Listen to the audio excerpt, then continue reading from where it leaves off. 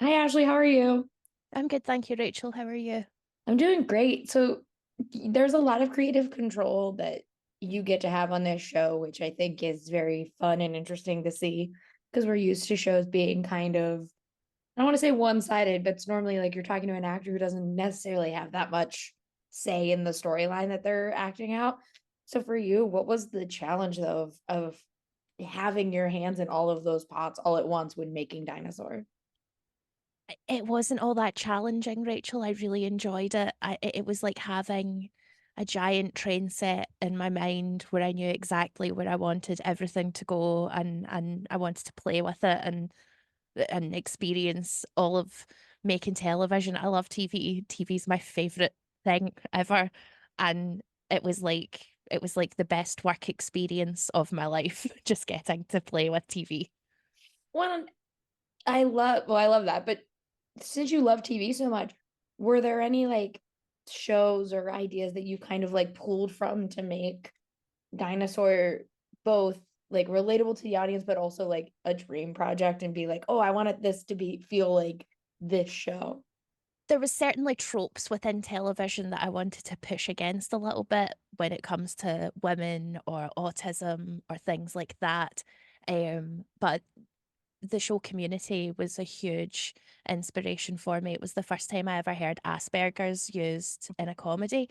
And I think it was the pilot episode, and I remembered literally going, like it was so exciting because at that point my dad had been diagnosed with Asperger's. I hadn't, but I was living this life where I was my dad's primary carer. My mum was off doing her job and I'd never seen it made light of or Mhm. even discussed. And so that was always part of in my mind, that sort of warmth that they managed to have for the character Abed, who was a lovable, engaging character who definitely did have autism spectrum disorder, but was still beloved by his friends and, a good person and not some robot who needed the world explained to them constantly. And I think that's kind of been a trope of autism is sort of the what is love? What are people?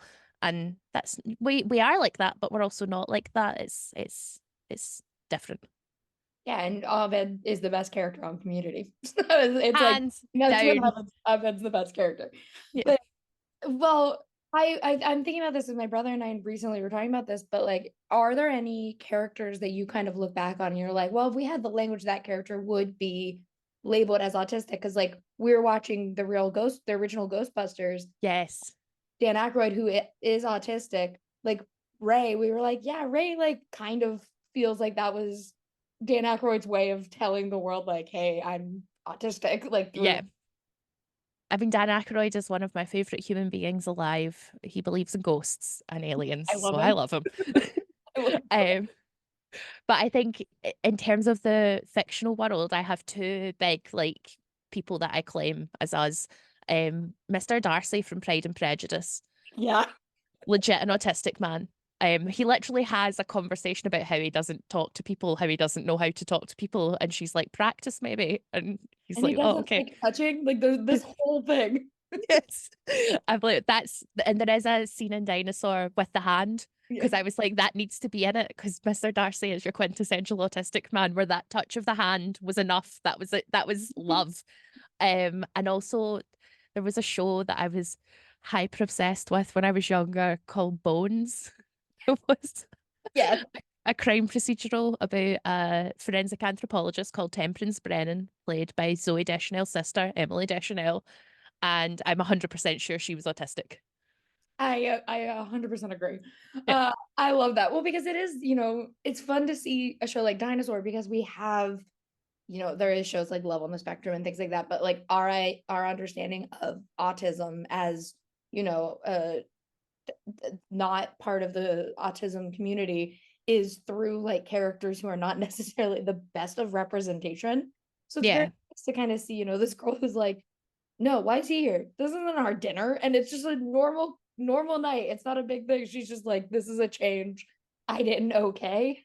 Yeah. And I love that. But when you are building a show that is, so personal, but also so funny, especially with her relationships, what was the fun of like building out that sister dynamic or building out these new characters who are coming into her life that she kind of has to navigate around. I had so much fun with Matilda and my co-creator building out the characters. Like Amber is one of my favorite characters. She doesn't come until episode 2, but she's like everything that rubs against autism. She's loud, she wears a lot of textures and clashing colors. She's really non-logical. She doesn't have a logical path of thought. And I love her. She's one of my favorite characters because she's so colorful and noisy, and she kind of acts as this great sort of like a great, the salt that makes chocolate sweeter. Yeah. She's kind of like that to Nina. I feel like she's the salt that kind of makes Nina, you understand Nina a little bit better. So she was one of my favorite characters to build around, and everything's kind of from Nina's perspective. So we wanted the viewer to kind of feel that over stimulation that people can bring, and everybody just played into it, and it was really fun. Which, sorry, when you are filming those scenes as somebody who has autism, how does that kind of work, like logistically? Because it is, someone who is designed to be overstimulating, and you have to then Yeah. work and like push it back at it at the same time. It was like feeling three things at one time. I had the overextension and like the genuine like overstimulation when we filmed the bowling scene itself. Just Mhm. the noise and the level that all happened in real time as we filmed it. So I felt that overextension, but I asked to feel that because I wanted it to be authentic.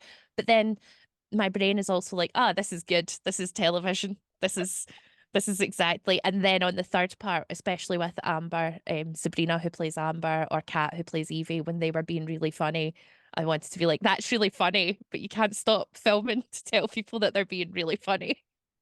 So you're just like gonna put that back here and remember Yes. that later if you like. That was really, Yeah, pretty much.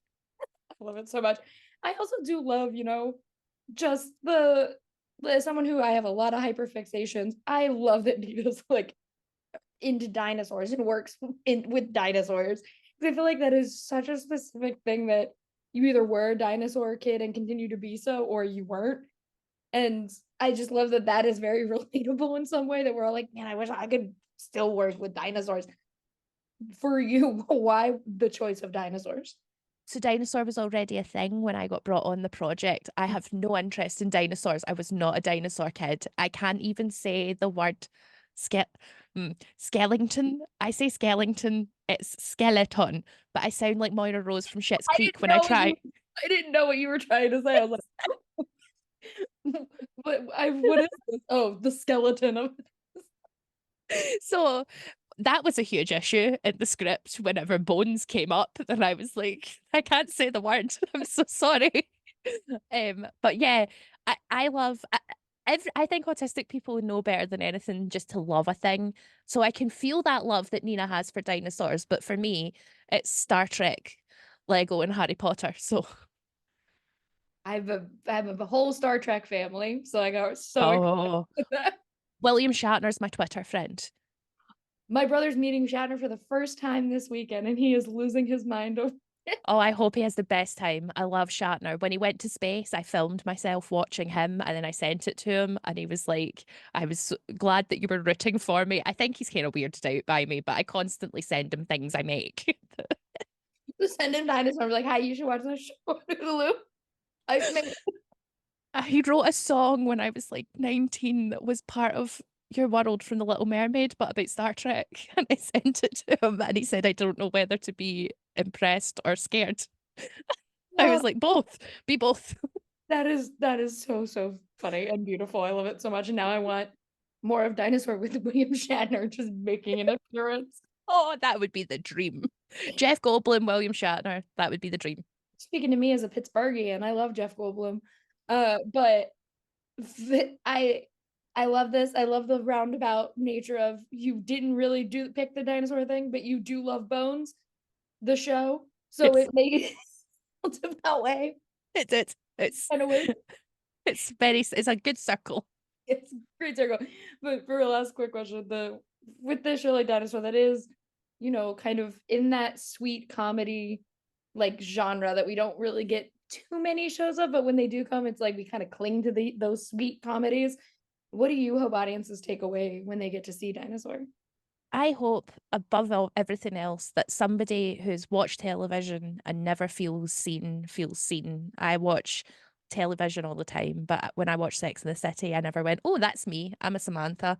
I wasn't any of those ladies. So I hope somebody can watch it who maybe hasn't felt represented and can go, "Oh, finally, I'm a Nina." Love that. I can't wait for people to get to see Dinosaur, and then now I want to see Nina and Abed just like hanging out at some point. I think that would that Dream crossover. The movie's coming out, Dan yeah. Harmon. If you're watching, I'll turn up. I'll be Abed's autism friend. It's like, hey, it's us. But thank you so much for talking with me today. I really appreciate it Thank you, Rachel. I hope you have a good day. as well. Have a great one. Bye.